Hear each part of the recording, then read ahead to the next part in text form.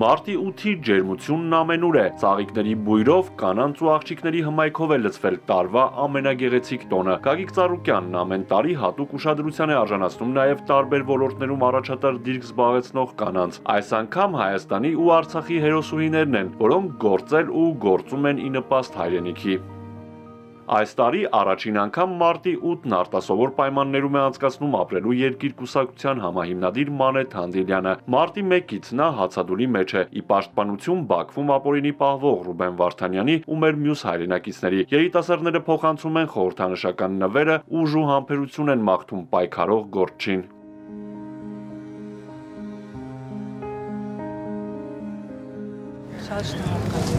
Մենք ենք շնորհակալ Նաեւ Գագիկ Ծառուկյանին իմ կողմից խնդրեք, որ ինքը նույնպես իր բոլոր միջոցներով պայքարի հայ գերիների վերադարձի համար։ Ես գիտեմ, որ նա նույնպես փորձեր է անում, եկեք համարենք, որ որևէ մեկս բավարար փորձեր չեն կարել, եկեք ավելի շատ ջանք դնենք, որովհետև այլ հույս, քան հայ ժողովուրդն է, չկա, եւ հայ ժողովրդով պիտի փորձենք բան փոխել։ Եվ նաեւ պարոն Ծառուկյանի, գիտեմ, կարողությունները, հնարավորությունները, կապերը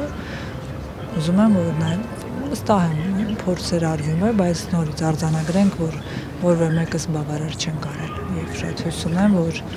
մեր համատեղ ջանքերը արդյունք կտան եւ մեր գերիները կվերադառնան հայրենիք։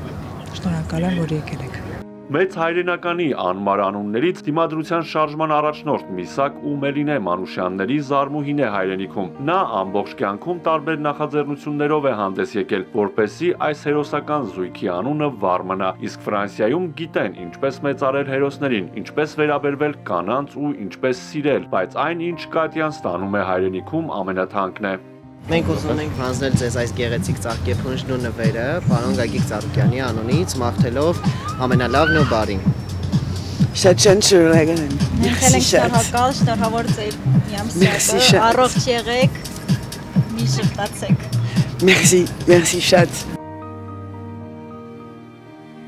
Երիտասարդների հաջորդ կանգառը փետրվարի 24-ին Գագիկ Ծառուկյանի ջանքերով հայրենիք վերադարձած Բելա Բաբախանյանի բնակարանն է։ Հայտնի բլոգերը ազատ ու համարձակ խոսքի հայրենասիրական տեսանյութեր հրապարակելու համար դժվարին իրավիճակում էր հայտնվել։ 27 տարի Բելարուսում բնակվելուց հետո կանանց տոնը հայրենիքում է նշում։ Ամենամեծ նվերը ինձ համար մարտի 8-ի արդիվ եղել այն ազատումը, որի համար շատ շնորհակալ եմ։ Ու այսօր շատ երջանիկ եմ, որ ի շնորհիվ իրան ես իմ հայրենիքում եմ գտնվում։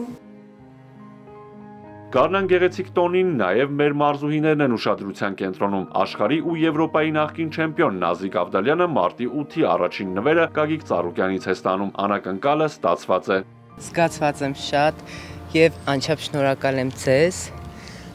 Շնորհակալ եմ շատ սիրելի Գագիկ Ծառուկյանին։ Միշտ այսպիսի հաճելի անակնկալներով, միշտ ուշադրության կենտրոնում պահելով, դա շատ գեղեցիկ է, շատ հաճելի է։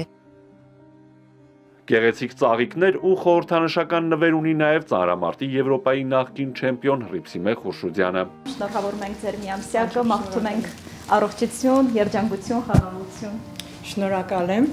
շատ հաճելի անակնկալ է։ Կցանկանամ այս գեղեցիկ օրվա արդիվ, ես նույնպես շնորհավոր եմ մեր մայրերին, միշտ լինեն առողջ, պարոն Ծառուկյանը մեր կողքին միշտ լինի։ Մեծարանքի խոսքերի ու ուշադրության կարիք կինն ամեն օր ունի, ասում է անակնկալից շոյված հաջողակ կին գործարար Նարինե Չարչյանը։ Շատ շնորհակալ եմ պարոն Ծառուկյանին ուշադրության համար եւ իհարկե Տիկին Ռոզա Ծառուկյանին, քանի որ ինձ համար նա կնոջ էտալոնա, գործարար կնոջ։ Ուզում եմ անպայման ջերմ խոսքերը փոխանցեք եւ իմ փոքրիկ նվերը։ Հայ մայրերի ջանքերով ստեղծված Բարի մամա կազմակերպության հիմնական նպատակն է աջակցել մանկատներում հայտնված հաշմանդամություն ունեցող երեխաներին ու դժվար պայմաններում ապրող կանանց։ Մարինայի ցանկությունն է, որ ոչ մի կին երբեք չտառապի։ Մարտի 8-ը առհասարակ իմ ամենասիրված տոներից մեկն է, բայց ես համարում եմ, որ կանայք չպիտի ունենան հատուկ օր սիրված ու գնահատված լինելու համար, կարծում եմ, որ կանանց տոնը պիտի լինի ամեն օր։